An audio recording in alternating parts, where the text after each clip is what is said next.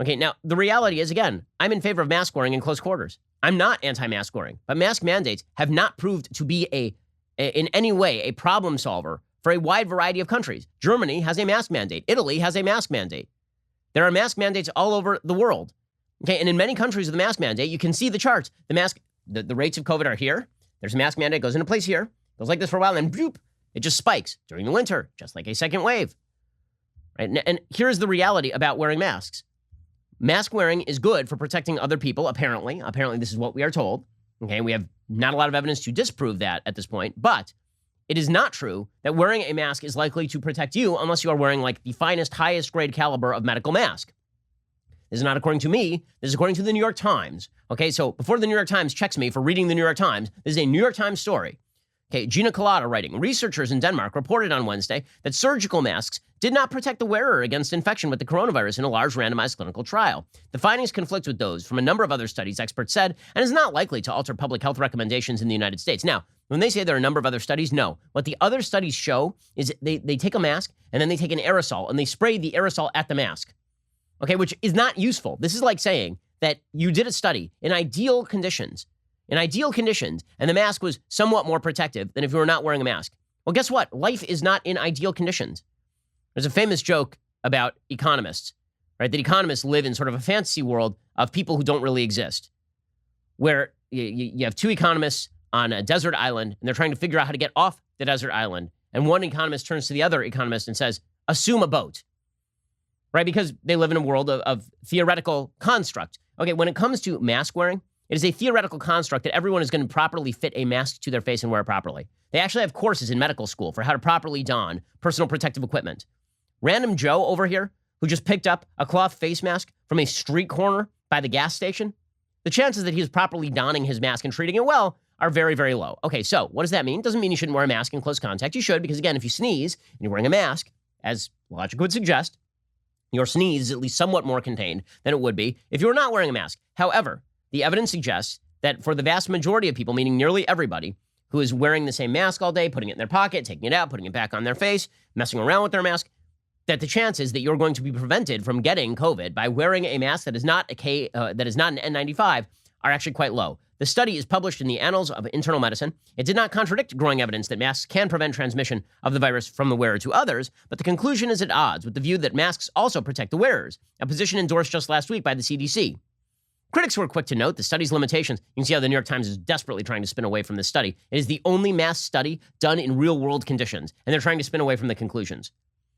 Critics were quick to note the study's limitations. Among them, the design depended heavily on participants reporting their own test results and behavior at a time when both mask wearing and infection were rare in Denmark. So in other words, we're not going to trust the study because some people may have lied about how often they were wearing masks. What do you think happens in real life? You think people always tell the truth? Or what do you think is more likely to be an accurate study of human behavior? An actual study of human behavior? Or you take a mask in a lab and then you fire aerosol spray at it? Dr. Anthony Fauci of the NIAID advocates a national mask mandate, as now does Joe Biden. From early April to early June, researchers at the University of Copenhagen recruited 6,000 participants who'd been tested beforehand to make sure they didn't have COVID. Half were given surgical masks and told to wear them when leaving their homes. Others were told not to wear masks in public.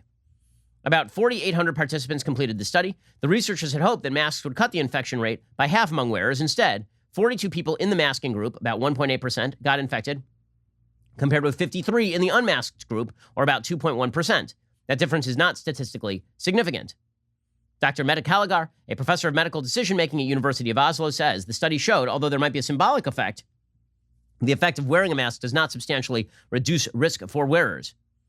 Okay, that is obviously a problematic outcome for people who are insisting that you have to wear a mask to protect yourself. Again, you want to say you have to wear a mask in close quarters to protect other people, that's okay. But let's not overestimate what it is that masks do, especially because, again, we're seeing spikes nearly everywhere. And there's this baseline assumption by people on the left that fulfill their sort of quasi-paganistic mandates to do X, Y, or Z, you won't get COVID. And that just isn't true. I know a lot of people who mask up regularly, and many of them have gotten COVID.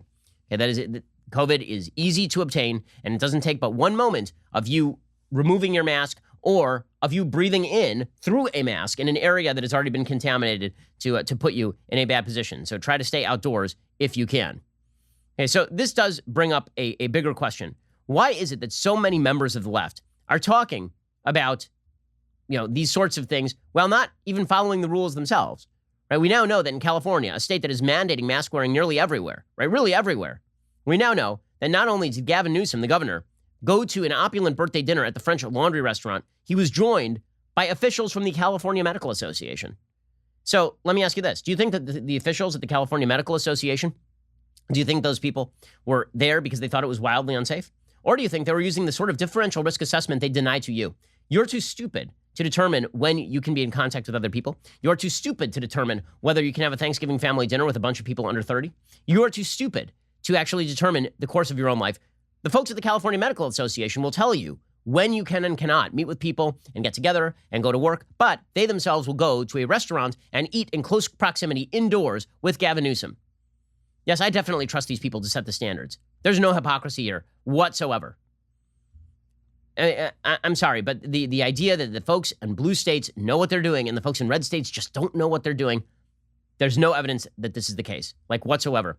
Facts don't care about your feelings, and it's a fact that The Ben Shapiro Show is the largest conservative podcast in the nation. Be sure to hit the subscribe button to stay up to date on all of our content.